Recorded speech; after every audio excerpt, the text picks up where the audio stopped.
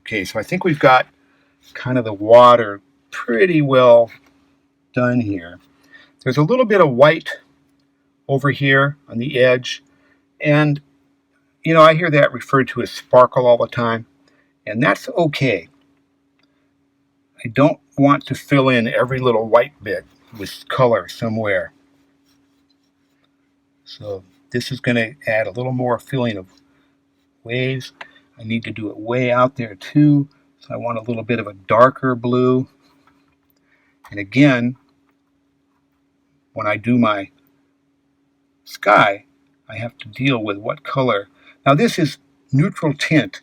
It's a transparent black, and it's a great way to mix in with your colors to make them a little darker. I know traditionalists don't use black, but I don't care. I want a good painting, and mixing color, taking a long time to mix color, just seems silly to me. So no offense to the people that won't use black, but I think it's a nice way to get a kind of a look here.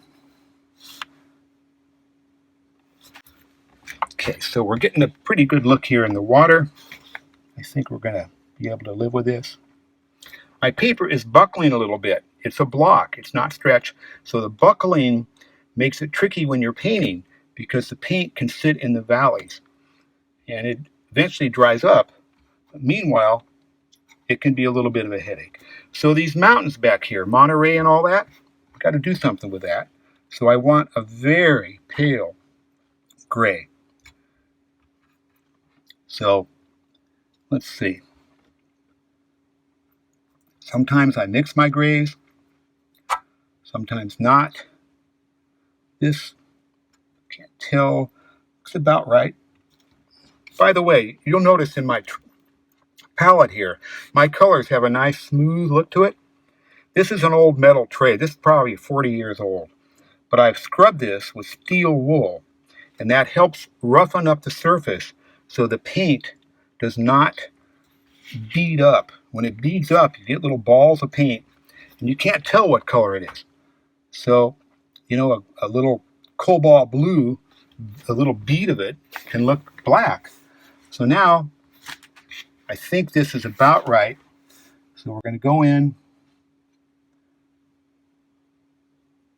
Here's some mountains.